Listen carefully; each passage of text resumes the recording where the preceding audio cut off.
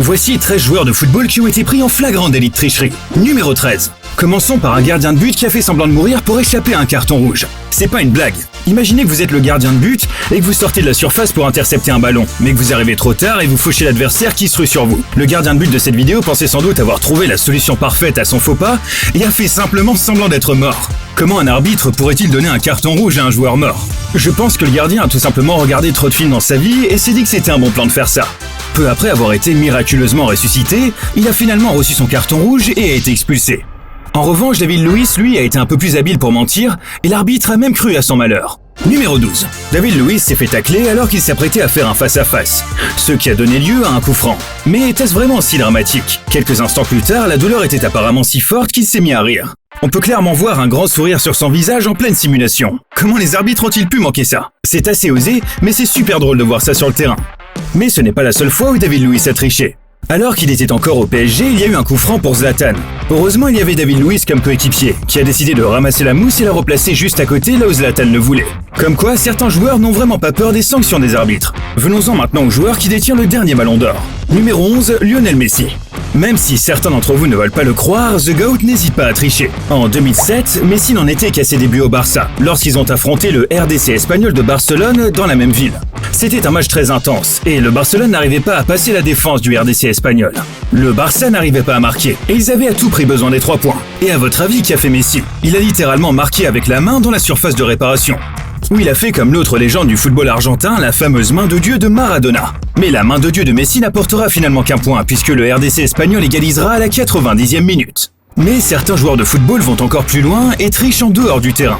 Numéro 10. En 2023, Ivan Toney, ancien joueur de football prometteur, a été mêlé à un scandale qui l'a empêché d'accéder au marché de l'emploi. Cela a assombri toute sa carrière. Pendant son séjour à Brentford, il semblait que Toney aurait eu un avenir prometteur dans le football et gagnerait bien sa vie. Mais l'appât du gain l'a poussé à prendre des décisions douteuses qui allaient nuire à sa réputation à long terme. La tricherie a débuté lorsque Toney a commencé à parier sur les matchs de sa propre équipe. Le problème, c'est que cette pratique est strictement interdite en Angleterre, et d'ailleurs partout ailleurs dans le monde.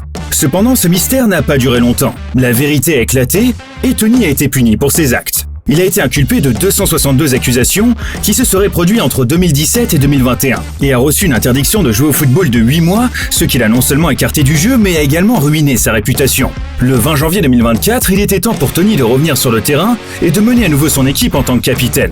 Après plusieurs mois sans jouer au football et une thérapie contre l'addiction au jeu, il a commencé à tricher sur le terrain. On peut le voir faire une David Luiz, à ramasser la mousse et la replacer à côté. Comme on dit, tricheur un jour, tricheur toujours, non? Enfin bon, au moins, il a avoué avoir déplacé la mousse après le match. Un autre joueur dont on doit absolument parler dans cette vidéo, c'est bien évidemment Cristiano Ronaldo. Numéro 9. Bien que Ronaldo dise lui-même préférer regarder les arts martiaux que le football, saviez-vous que Ronaldo est également un véritable talentueux basketteur? Le Real Madrid affrontait Manchester City en demi-finale de la Ligue des Champions, et Ronaldo, bien évidemment, voulait marquer à tout prix. Mais ses coéquipiers ont voulu apparemment saboter ses plans. Passe après passe et centre après centre, ils étaient tous imprécis. Ronaldo en a eu assez. Il était tellement énervé qu'il a décidé de faire une LeBron James. Dommage, il n'était pas dans le stade des Lakers, mais au Bernabéu. Bien sûr, le but n'a pas compté, mais ça valait le coup d'essayer. Et soyons honnêtes, les petites tricheries de ce genre ne sont pas si graves. Mais on va maintenant parler d'un cas de tricherie qui a eu des conséquences bien plus importantes. Numéro 8. Nous sommes le 29 mars 2022, et c'est un match de qualification pour la Coupe du Monde entre le Sénégal et l'Égypte qui se termine par une séance de tir au but. Koulibaly est le premier à tirer pour le Sénégal et rate son penalty. Salah, connu pour ses nombreux buts avec Liverpool, est le premier à tirer le penalty pour l'Égypte. Et on aurait dû s'attendre à des sifflements de la part des supporters sénégalais. Mais à ce moment-là, ils avaient un plan bien plus sournois. Avant même que Salah ne puisse tirer, il a été bombardé de lasers par tous les supporters sénégalais. Et qu'est-ce qui s'est passé ensuite? Il a évidemment loupé son penalty.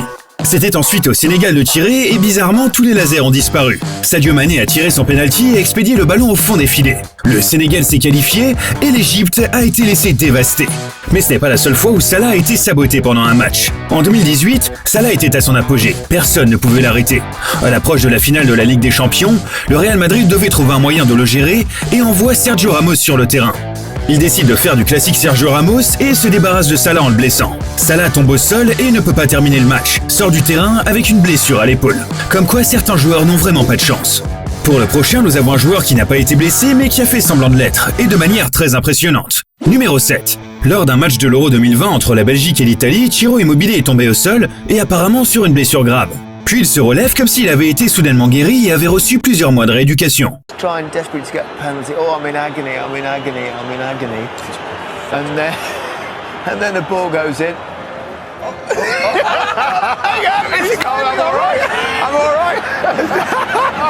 Apparemment, le but de son coéquipier a clairement accéléré le processus de guérison. Soudain, plus de problème pour aller célébrer avec son équipe. Drôle de coïncidence, non? Mais bon, les footballeurs ne sont pas les seuls à manipuler le jeu. Les arbitres peuvent aussi le faire. Numéro 6. Un bon arbitre a dit un jour que le meilleur compliment qu'on puisse lui faire est de ne pas le remarquer sur le terrain tellement ses décisions sont bonnes. Mais en 2009, lorsque Chelsea et Barcelone se sont affrontés en demi-finale de la Ligue des Champions, c'est exactement le contraire qui s'est produit. Il s'est avéré que les deux équipes ne jouaient pas l'une contre l'autre, mais plutôt contre l'arbitre.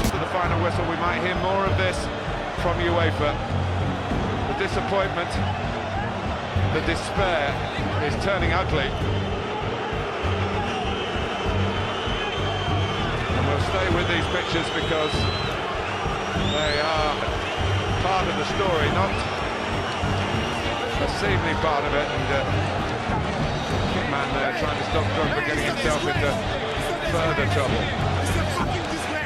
4 fautes évidentes ont été ignorées pendant ce match. Tout a commencé par une faute dans la surface de réparation, pour laquelle l'arbitre n'a curieusement accordé qu'un coup franc. Peu après, un pénalty évident pour Drogba a été ignoré. Et une main de Piqué a également été ignorée dans la surface de réparation. Et à la 90e minute rebelote, le Barça fait une nouvelle main dans la surface de réparation sous les yeux de l'arbitre, qui n'a évidemment pas été sifflé. Les joueurs de Chelsea n'ont pas pu contenir leur colère et ont reproché à l'arbitre d'avoir été acheté. Il n'a admis que plus tard qu'il avait pris de très mauvaises décisions.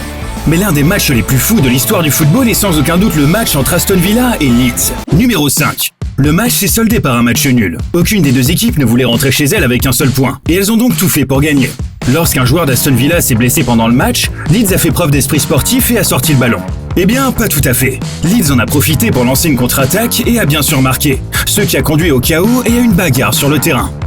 Leeds coming forward with Click. Well, Villa put the ball out at the other end, but Leeds will come forward. Click into the penalty area, and he scored for Leeds. Au moins, quelqu'un a fait preuve d'esprit sportif. L'entraîneur de Leeds, déçu par le jeu déloyal de son équipe, a tenté de se racheter en demandant à son équipe d'offrir un but à Aston Villa.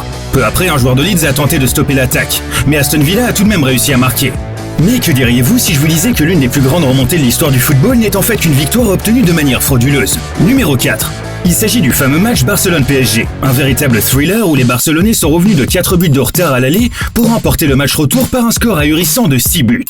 Mais si on analyse vraiment le match, on s'aperçoit que les joueurs de Barcelone ont triché à maintes reprises et c'est quand même assez étonnant qu'ils s'en soient sortis comme ça. Une main de Mascherano dans la surface, une faute assez évidente de sa part. 2 autres fautes qui n'ont pas été sifflées et pour ne rien arranger, Luis Suarez s'est jeté dans la surface de réparation pour obtenir un penalty qu'il a reçu. Je ne sais pas, mais il semble parfois que les arbitres soient payés par les clubs. Mais imaginez que vous deviez payer toute une équipe pour une victoire. C'est exactement ce qui s'est passé en 1984. Numéro 3. L'Espagne a connu une campagne de qualification pour les championnats d'Europe très médiocre. Et à un match de la fin des qualifications, il semblerait qu'elle ne participerait pas à l'Euro. Le dernier match était contre Malte et il fallait gagner par un écart stupéfiant de 11 buts pour se qualifier. Cela semblait impossible car Malte n'avait jamais perdu par 11 buts d'écart dans son histoire. Et en général, cela arrive rarement au football. À la fin de la première mi-temps, l'Espagne menait de 3 buts à 1.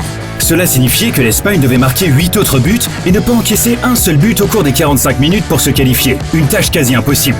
Mais lorsque les deux équipes sont revenues des vestiaires, tout a changé.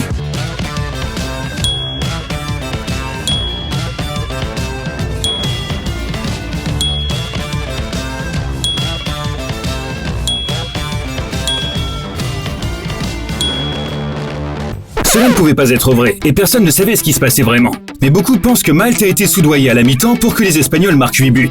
Les joueurs maltais, eux, ont affirmé qu'ils ont mangé des fruits un peu trop mûrs, voire pourris pendant la mi-temps, et qu'ils se sont sentis mal pendant la deuxième mi-temps. Oui, bien sûr, on va le croire. En tout cas, ce qui s'est passé pendant les vestiaires à la mi-temps restera un mystère à jamais. Passons maintenant au numéro 2. Sur ce coup-là, Ronaldo a tellement triché que tout son pays l'a détesté pour ça.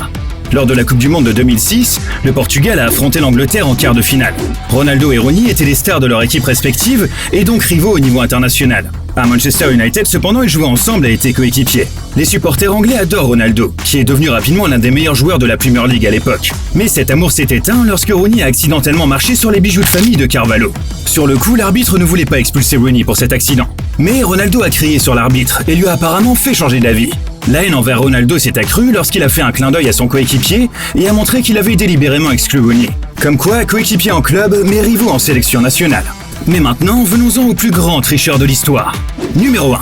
Lors d'un match entre New York City et Barrow, un joueur envoie un boulet de canon en fond des filets au cours des dernières minutes. Mais regardez bien, le gars n'a pas de numéro sur son maillot.